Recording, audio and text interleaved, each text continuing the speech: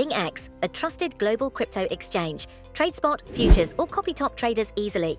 Sign up via the link or referral code to get 30 USDT instantly, plus up to 1,500 USDT in bonuses for verification, deposit, and trading. Bolivia stands on the cusp of a significant political transformation as it prepares for a presidential runoff election this Sunday. This pivotal vote marks the end of nearly 2 decades of governance by the leftist Movimiento al Socialismo, or MAS, ushering in an era defined by a decisive shift to the right. The nation's first-ever presidential runoff features a compelling contest between center-right Senator Rodrigo Paz Pereira, who secured victory in the initial round, and the right-wing former president Jorge Tuto Quiroga.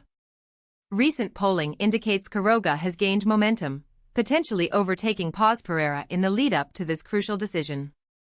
The incumbent MAS party, which has held power since Evo Morales' groundbreaking election win in 2005, experienced its most significant electoral setback in the first round.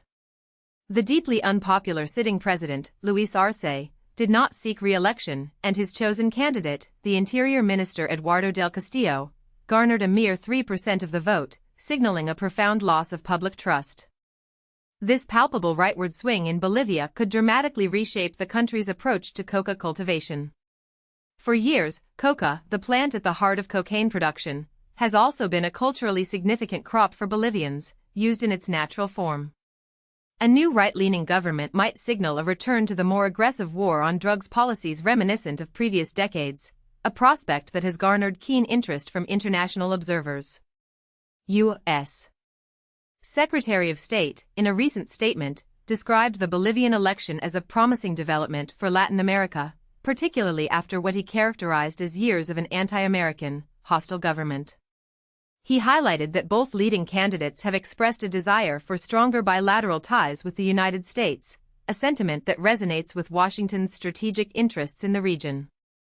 Political scientist Jose Orlando Peralta emphasizes that coca production will be a central issue in the incoming administration's dealings with the U.S., especially as the Trump administration pursues a more assertive drug policy across South America, including heightened interdiction efforts against alleged drug smuggling operations. The nation's next leader, regardless of who emerges victorious on November 8, will inherit the country's most severe economic crisis in 40 years. Bolivia is grappling with soaring annual inflation of 25%, a chronic scarcity of U.S. dollars, and acute fuel shortages. The severity of the fuel crisis has even prompted the Electoral Court to grant special access to petrol stations for vehicles involved in ballot distribution, a measure against a backdrop of seemingly endless queues. Once a regional energy powerhouse, Bolivia is now compelled to import fuel, and with dwindling dollar reserves, both presidential contenders are positioning themselves for a closer relationship with the United States as a potential economic lifeline.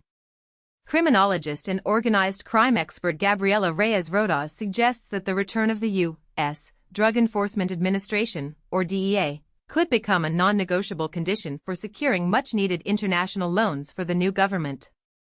The DEA, which had a significant presence in Bolivia for over 3 decades, was expelled by Evo Morales in 2008. Morales' deep connection to coca cultivation predates his political career. He rose to prominence as a vocal union leader for coca farmers in the Chapar region, an area often described as a de facto autonomous zone where state authority is limited. It is within this region that Morales has reportedly been seeking refuge since last year, allegedly protected by hundreds of coca growers, to evade an arrest warrant related to charges of statutory rape. The Chapar has recently experienced periods of diminished or absent police and military presence following pro-Morales demonstrations that targeted a military barracks. The Chapar is one of 2 primary coca-growing regions in Bolivia, the other being the Yungas, located near the capital, La Paz. While the Bolivian government regulates coca cultivation, the consumption of coca leaves remains legal and is a deeply ingrained cultural practice for many, serving as a digestive aid, stimulant, and remedy for altitude sickness. The presidential candidates have articulated differing views on the nature of coca cultivation. Quiroga has drawn a distinction, stating that coca from the Yungas is legal, ancient, and traditional, while coca from the Chapar has a single purpose, drug trafficking. Paz Pereira, while less vociferous, has echoed similar sentiments, characterizing Yungas coca as good and Chapar coca as bad.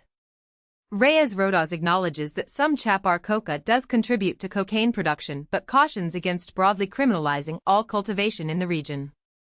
Aquilardo Caracari, representing a major union of indigenous peoples and coca growers, explains that a significant portion of chapar coca production is not channeled through the government-regulated market due to logistical challenges, with the official market located over 100 miles away.